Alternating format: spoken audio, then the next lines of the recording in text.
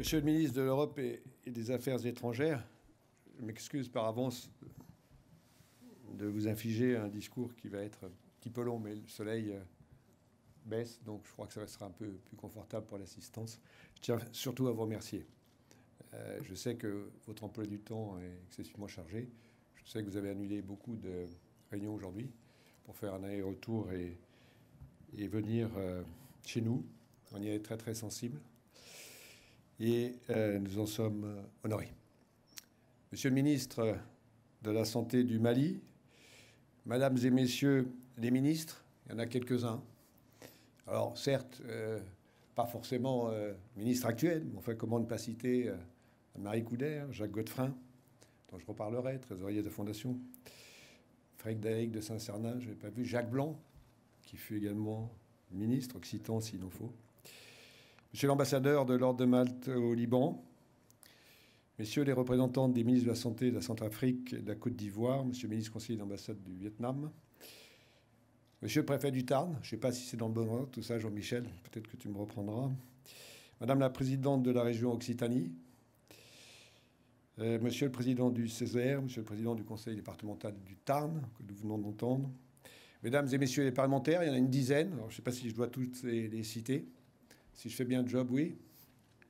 Thierry Carsenac, Philippe Folliot, Jean Terlier, Alain Chatillon, Marie-Christine Verdier-Jougla, Philippe Huppé, Sandrine Morc, Philippe Bonnecarrère, et puis Hervé Berville, que je remercie particulièrement, député des Côtes-d'Armor, rapporteur du projet de loi de la programmation relative au développement solidaire et à la lutte des inégalités mondiales, que nous avons entendu il y a un instant à l'occasion des tables rondes s'exprimer avec beaucoup de brio.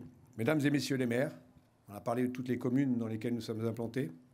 Je remercie le maire de Lavore qui nous accueille, bien entendu, celui de Castres qui est en face de moi, Pascal Bugis, mais aussi ceux de Gaillac, M. Rouget qui représente le maire de Toulouse, le maire de Mazamet. Bref, autant de villes dans lesquelles le groupe est solidement implanté. Mesdames et messieurs les recteurs et doyens d'université, chers administrateurs de la Fondation Pierre Fabre, de Pierre Fabre Participation, de Pierre Fabre SA, monsieur le président de la Fondation Mérieux, cher Alain, chers partenaires de la Fondation, Béatrice nous l'a dit, qui venait des quatre coins du monde, et collaborateurs du groupe Pierre Fabre, chers amis, avec une mention particulière à celui qui nous rejoint de Paris, je ne sais pas où il est, directeur de la rédaction du Figaro Magazine, Guillaume Roquette, qui vient là un peu en pèlerinage, et on y est très sensible, Guillaume. Le décret du Premier ministre, il s'agissait de Lionel Jospin, portant reconnaissance d'utilité publique de la Fondation Pierre Fabre, a été signé le 6 avril 1999. Il concrétisait une longue procédure d'agrément, initiée 4 ans plus tôt, le 24 mai 1995, date de l'engagement de M. Fabre de créer la fondation qui porte son nom et de la doter alors d'une fraction du capital de son entreprise, 5%, d'un bien immobilier, du numéraire nécessaire à la constitution de la dotation initiale, ainsi que d'un engagement de lui apporter des ressources annuelles pour son fonctionnement. L'objet initial, qui sera élargi en 2006 après une modification statutaire, portait principalement sur l'accès des populations déshéritées aux médicaments d'usage courant, le contrôle de la qualité de ceux-ci et la formation des professionnels de santé destinés à assurer ce contrôle.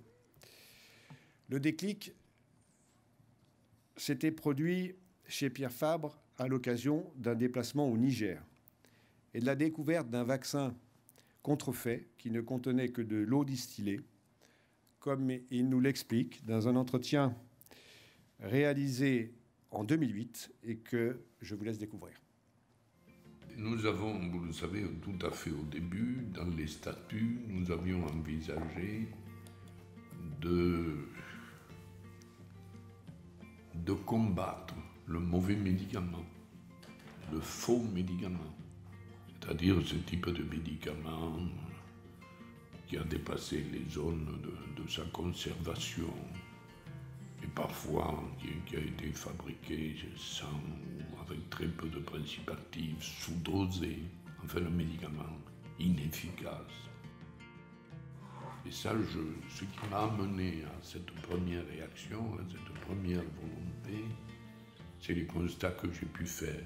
J'ai eu l'occasion d'expliquer, je crois, assez souvent à l'entreprise que c'est à Zender, au Niger, que j'ai découvert une vaccination qui était envisagée pour tous les enfants du Niger, prêté par le pays voisin, Nigeria, qui leur avait fourni une vaccination pour la méningite. C'était un vaccin anti-méningo. Ça date de quelques années, puisque mon ami Charles Mérieux était là. Et en quittant Zender, là où je suis revenu assez souvent, je connais bien l'Afrique et bien Zender, j'ai rencontré le directeur de la santé. Je lui dis, vous me donnez un échantillon, comme ça, sans arrière-pensée de votre produit. C'était de l'eau distillée. Ça a été le déclic. Voilà. C'est donc après cet épisode que Pierre Fabre a souhaité consacrer une partie de son temps et des ressources de son groupe pour lutter contre les faux médicaments. Près d'un tiers des médicaments distribués en Afrique subsaharienne et en Asie du Sud-Est selon les estimations, et qui reste un des grands fléaux des temps modernes, que l'appel de Cotonou du président Chirac en 2009 et tous les engagements internationaux pris depuis, comme la Convention Médicrime en 2011, proposée par l'Europe, n'ont pas permis, loin s'en faut, d'éradiquer. Reconnaissance d'utilité publique, donc en 1999, c'était il y a 20 ans. La longue procédure visant à l'obtenir a été conduite par des hommes qui ont marqué l'histoire de notre groupe. Paul Caramonti, son vice-président, Jean Calbeau, son directeur juridique, Robert Parthès, compagnon de la première heure de Pierre Fabre. Tous les trois furent logiquement désignés au sein du premier collège des membres fondateurs jusqu'à leur décès. Impossible de célébrer cet anniversaire sans avoir aussi une pensée toute particulière pour eux. En 2006, Pierre Fabre décidait donc d'élargir les statuts. Il s'agissait alors de permettre à la Fondation non seulement de participer à la délivrance de bons médicaments, mais aussi de soins de qualité et plus largement d'intervenir dans des contrées dont les populations étaient victimes de crises graves d'origine politique, économique ou naturelle, et en développant des programmes d'action susceptibles d'assurer elles-mêmes ensuite leur propre continuité. La précision et l'importance, et elle a été longuement soulignée dans les débats aujourd'hui au cours des tables rondes.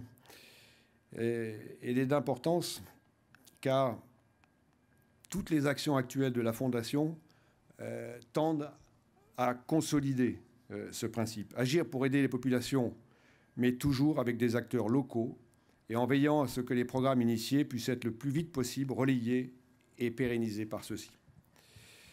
L'affaire, et tous ceux qui connaissent le monde humanitaire le savent, n'est pas toujours facile. Il faut autant d'humilité que de persévérance, d'écoute que de professionnalisme, et rien ne remplace évidemment la connaissance du terrain et l'expérience. Notre fondation a connu, à son début, quelques échecs, notamment dans le domaine du contrôle de la qualité du médicament. Il me semble qu'aujourd'hui, elle peut présenter un bon bilan et que la qualité de nos partenaires du Sud, dont nombreux seront présents ici ce soir, je ne peux hélas pas tous les citer, est édifiante. En parlant du programme d'action, comment ne pas évoquer, même si c'est un peu une répétition par rapport au film, la construction de la faculté de pharmacie de Phnom Penh en 2001, en association avec la Fondation Mérieux, comme celle d'Antananarivo, qui débutera très prochainement, enfin, on l'espère, dans les mois qui viennent. Construction de bâtiments, mais aussi ensuite financement et souvent élaboration des programmes de formation des enseignants et des étudiants en liaison avec le monde universitaire. Dans un domaine voisin, comment ne pas évoquer le père de notre master international du médicament dispensé en Asie, Jean Cross, qui est dans l'assistance, qui a veillé sur 6 promotions d'étudiants du master Mekong Pharma et qui peut être fier de son œuvre. Comment ne pas citer aussi, ça a été fait dans le film, notre expertise dans la lutte contre la drépanocytose, première et si mal connue maladie génétique au monde, avec la création en 2008, avec la contribution de la coopération monégasque, dont je salue la représentante ici ce soir. Avec tous les programmes et études financés dans ce domaine, la drépanocytose, au Mali, mais aussi au Congo, au Burkina Faso, en Haïti et ailleurs, et l'expertise déployée, il est probable que notre fondation soit devenue l'acteur de référence dans cette maladie. Et je dois dire qu'elle doit beaucoup. Je vais remercier beaucoup de gens ce soir, mais c'est l'occasion. Elle doit beaucoup dans ce domaine, comme dans d'autres d'ailleurs, à l'expertise du professeur Gentilini, grand spécialiste des maladies infectieuses, qu'un stupide règlement sur la limite d'âge a amené à quitter notre conseil d'administration, mais qui reste malgré tout l'un de nos membres les plus actifs. Je peux aussi évoquer, on l'a vu dans le film, nos unités médicales mobiles qui œuvrent depuis 2012 dans la plaine de la Bekaa en faveur des réfugiés syriens, grâce à un partenariat très opérationnel avec l'Ordre de Malte du Liban, dont plusieurs représentants, et notamment l'ambassadeur que j'ai salué tout à l'heure, mais aussi le président de l'Ordre, Marwan Senawi, sont avec nous ce soir. Nos actions dans la lutte contre le cancer chez les personnes atteintes d'albinisme en Tanzanie et ailleurs pour aider cette minorité souvent stigmatisée, pourchassée, victime de violences incroyables. Là aussi, avec des opérateurs qui connaissent bien le terrain. En l'occurrence, c'est une association anglo-saxonne. Il nous arrive aussi de collaborer avec des anglo-saxons. Standing Voice. Et dans un autre registre, notre programme pour le développement de la e-santé qui a une résonance toute particulière dans les traitements des maladies dermatologiques dans les pays souvent dépourvus de spécialistes. Et puis et surtout, je veux dire au docteur Mukwege que nous sommes fiers d'être à ses côtés pour lui permettre d'étendre son œuvre exceptionnelle dans d'autres pays que la République démocratique du Congo. Vous le savez sans doute désormais, car son prix Nobel de la paix 2018 lui a donné une formidable et légitime reconnaissance. Il opère, accompagne, réinsère les femmes victimes de violences de guerre, de viols et d'actes de barbarie. C'est en République centrafricaine que nous allons avec lui dupliquer ce qu'il fait dans son centre de référence de Panzi. Et je pense qu'il en parlera beaucoup mieux que moi dans quelques instants. Avec aussi, sur ce projet, je dois le souligner, Monsieur le Ministre, l'aide et le soutien de l'Agence française de développement, exemple s'il en est de partenariat public-privé abouti. Il me semble que notre président fondateur, qui souvent le samedi, ici même, dans cette dépendance de son domaine aménagé en bureau, aimait à étudier les projets de sa fondation, il me semble qu'il serait assez satisfait, même s'il n'était pas facilement satisfait, des programmes déployés et de l'ampleur et de la diversité des actions entreprises. Béatrice, je veux parler de notre directeur général. Depuis 2013, merci pour votre contribution. Vous voyez, l'anniversaire, c'est l'occasion aussi non seulement de saluer, mais de remercier pour votre dynamisme, votre rayonnement et votre passion. Passion surtout, je crois, partagée avec tous les collaborateurs de la Fondation. Merci aussi à toutes les autres compétences qui nous encadrent et nous guident au sein du conseil d'administration, aux membres fondateurs, Jacques Godefrin, ministre de la Coopération entre 1995 et 1997, mais toujours alerte contributeur, éminent connaisseur des pays africains dans lesquels nous intervenons, Jacques Fabre, neveu du fondateur et désormais également membre du bureau en tant que secrétaire de la Fondation Pierre Fabre, Francis Picmal, compagnon de la première heure qui a accompagné tant de projets, Luong Nguyen, filleule du fondateur dont la connaissance de l'Asie nous est précieuse, au docteur Marc Anthony, autre compagnon historique qui préside le comité scientifique de la Fondation, aux membres du Collège des personnalités extérieures, Alain Mérieux, qui préside par ailleurs la Fondation qui porte son nom et qui, depuis la création de la nôtre, nous apporte sa contribution, ses avis éclairés par son incroyable connaissance du terrain dans toutes les contrées où nous sévissons. Un Mérieux qui est d'ailleurs accompagné ce soir par son nouveau directeur général, qui ne vous est pas inconnu, Monsieur le Ministre, puisqu'il s'agit du général Jean-Pierre Bosser, qui, il y a quelques semaines encore, oui, il est là, il est derrière, il ne doit pas être très loin, qui, il y a quelques semaines encore, était chef d'état-major de l'armée de terre, et qui, par ailleurs, on l'accueille avec d'autant plus de plaisir ici, a commandé, évidemment, comme tous les grands de l'armée, le 8e RPIMA à Castres. Merci à tous les autres. François Chaleil, Pierre Teillac, Luong Nguyen, Bertrand Parmentier. Et puis au dernier venu, coup de chapeau, parce que je sais qu'il fait un aller-retour de Rouen pour être parmi nous, le président d'une très grande mutualité de la Matmut, Daniel Avis. Sans oublier nos ex-administrateurs, François-Bernard Michel, M. Ezambert, qui devait venir, mais dans l'état de santé, n'a pas permis de nous rejoindre. Marc Gentilini, et puis dans les anciens administrateurs, Monsieur le ministre, je devrais nommer aussi Philippe Etienne, l'un des représentants de l'État au début des années 2000, qui jusqu'à il y a quelques semaines était le conseiller diplomatique du président de la République, et que vous venez de nommer, je crois, ambassadeur de France aux États-Unis. Et puis les administrateurs qui nous ont quittés, et je pense particulièrement au professeur Pierre Potier et à Monsieur Michel Serres. Et enfin, et ce n'est pas simplement, Monsieur le ministre, car vous êtes présent, mais je dois souligner que les deux représentants actuels désignés par l'État à notre Conseil sont de précieux contributeurs. Dr Larmarque, conseiller régional de coopération en santé, expert en santé publique et qui représente votre ministère, nous éclaire et oriente avec ses avis pertinents, et le préfet du Tarn, désigné par le ministère de l'Intérieur, sait avec élégance et doigté exercer une tutelle rigoureuse, mais toujours, j'espère que le mot n'est pas compromettant, mon cher Jean-Michel, bienveillante sur notre fonctionnement. Pardon, mesdames et messieurs, je m'en suis excusé initialement d'être un peu long, mais nous avons 20 ans. L'âge parfois de certains déportements, y compris oratoires, et que c'est sûrement un âge que l'on fête plus particulièrement. Il me faut évoquer maintenant l'autre grande mission de la Fondation. Ce n'était pas initialement sa raison d'être, car nous l'avons vu, sa raison d'être prend vraiment racine dans le constat de Pierre Fabre au Niger.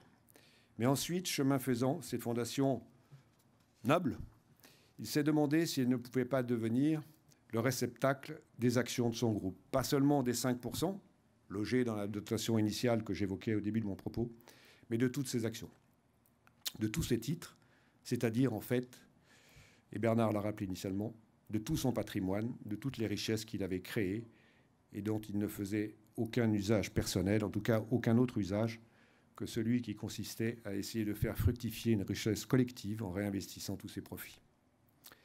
N'était-ce pas finalement le meilleur véhicule, cette fondation, pour donner à son groupe toutes les chances de rester indépendant le plus longtemps possible, d'être pérennisé en respectant autant que possible ses préceptes de gestion, rester toujours compétitif, bien sûr, sur ses marchés, et en premier lieu, sinon il n'y a pas de pérennité et plus d'indépendance, mais tenter aussi de rester fidèle à ses territoires d'origine, au département du Tarn, et essayer de préserver l'avenir en privilégiant l'investissement et le moyen terme. L'idée a fait son chemin progressivement.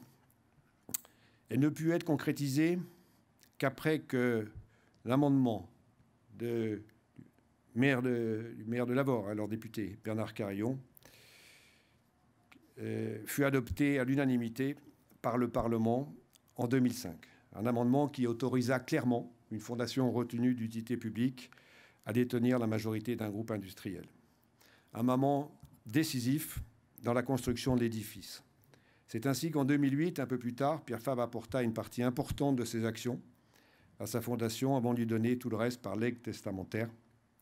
Tout le reste, y compris d'ailleurs, on l'a mentionné, cette propriété d'Andoïs. Pour autant, ce texte instaurait une certaine distance entre fondation et entreprise. Au nom du principe de spécialité, une FRUP, acronyme barbare, Fondation reconnue d'utilité publique, devait principalement se consacrer aux missions relevant de son utilité publique. Pour respecter au mieux l'esprit du texte, Pierre Fabre créa donc une société holding intercalée. On retrouve bons offices de Jean-Pierre Martel, que j'ai vu tout à l'heure, qui a travaillé de longs mois, voire de longues années, sur l'ensemble des statuts des différentes sociétés du groupe. Pour respecter donc au mieux l'esprit du texte, il a créé une société holding intercalée entre la fondation et l'entreprise et chargée du contrôle de celle-ci. Ce principe de non-immixtion a été repris, clarifié et explicité par un texte adopté en juin dernier, Jean Terlier l'a mentionné tout à l'heure, par le Parlement dans le cadre de la loi Pacte, et auquel, avec les autres parlementaires du Tarn, il n'est pas étranger dans sa dernière version. Une FRUP actionnaire doit bien se consacrer à son objet et, en dehors de quelques décisions régaliennes, ne pas s'immiscer dans la gestion de la société qu'elle détient. Et pourtant, ces ministres, reconnaissons que l'exemple de Pierre Fabre n'a pas fait beaucoup d'émules. Tout à l'heure, on a mentionné la seule fondation actionnaire. Je vais mettre quand même un petit bémol, parce qu'il y a ici 2 représentants des autres fondations actionnaires françaises. Ce n'est pas la seule, on est 3. 3 à contrôler un groupe. Alors c'est vrai que les autres sont un peu plus modestes, mais quand même. Je salue Daniel Pouzadou, le président de la fondation Varenne, qui est actionnaire depuis beaucoup plus longtemps que notre groupe d'ailleurs, du journal La Montagne. Et puis l'autre exemple, c'est le groupe Avril, ex-Sophie Protéol, autrement dit les huiles Lossieur, qui sont aujourd'hui possédées par une fondation. C'est pas beaucoup, mais est-ce bien surprenant? En s'engageant à léguer tous ses biens et tout son patrimoine de façon irrévocable et définitive, Pierre Fabre s'était en quelque sorte spolié de son vivant de toutes ses richesses. Et on l'a déjà mentionné, mais pour agir ainsi, il faut être totalement désintéressé, avoir un sens de l'intérêt général hors du commun, et il est probable que ces vertus ne soient pas aussi fréquentes, en tout cas pas dans leur acception totale. Il avait souhaité que cette organisation perdure le plus longtemps possible et au moins 10 ans, car il ne voulait pas non plus figer l'organisation du groupe de façon définitive, connaissant trop l'aléa économique et la vie des affaires. Pierre Fabre nous a quittés il y a déjà 6 ans. Chez lui, ici à Lavore, constatons que malgré toutes les difficultés surmontées et à surmonter, son vœu est pour l'instant exaucé. 6 ans plus tard, cette organisation si atypique, qui nous avait demandé de faire fructifier, est toujours solide. La Fondation rayonne et dispose des moyens que lui octroie le groupe pour cela. Et le groupe reste indépendant et en mesure de s'adapter à tous les défis des grandes mutations de ses marchés. Et là, et j'en aurais terminé avec les remerciements, je pense, mais je veux saluer tous ceux qui œuvrent à nos côtés avec vigueur, pour qu'il en soit ainsi. Au sein de la holding Pierre Fabre Participation, que j'ai mentionné tout à l'heure, les administrateurs, j'allais dire mes compagnons, Jean-Jacques Bertrand, Jean-Pierre Martel, François Chadeil, Jean-Pierre Marc-Anthony et Roch d'Oliveux, dernier arrivé, et qui, hélas, n'est pas présent ce soir et que j'excuse suite à une petite indisposition. Au sein du conseil de PFSA, les mêmes, mais aussi les éminents membres de notre comité stratégique, je crois qu'ils sont tous là ce soir, présidés par Roch, Philippe Faure, Jean-Luc Bellingard, Dominique Basy, Eduardo Sanchis, et les femmes qui nous ont plus récemment rejoints, Marie-France Baillet, Rachel Marouani, que je n'ai pas eu l'occasion de saluer encore, je le fais publiquement, et Marie Ademrich, sans oublier Nathalie Delapam, Catherine Doran, Claire Monnier et Marie-Christine Roch. Et bien sûr, le directeur général du groupe, Éric Ducournau, qui porte actuellement un ambitieux et nécessaire plan de transformation de l'entreprise, avec la conscience aiguë que la pérennité de notre édifice si particulier repose, et je l'ai déjà dit précédemment, sur l'atteinte d'une rentabilité suffisante, même si elle reste éloignée des standards de nos secteurs d'activité.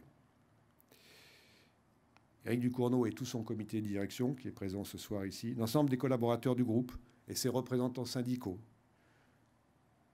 qui, je veux dire, qu'ils ont toute leur place ici, bien entendu, autant que les 4 dirigeants du groupe. Donc je salue particulièrement, tout comme les représentants des salariés actionnaires qui représentent près du 10% du capital, et ça a été précisé tout à l'heure. Le temps passe, les contraintes comme les habitudes changent, mais au fond, au-delà de nos différences, je crois que dans ce groupe, tout le monde est très fier d'être encore détenu par une fondation qui donne, quelle que soit notre place, un sens supplémentaire à notre activité et probablement l'élève. Il nous appartiendra de trouver les bons relais pour que cela perdure encore longtemps.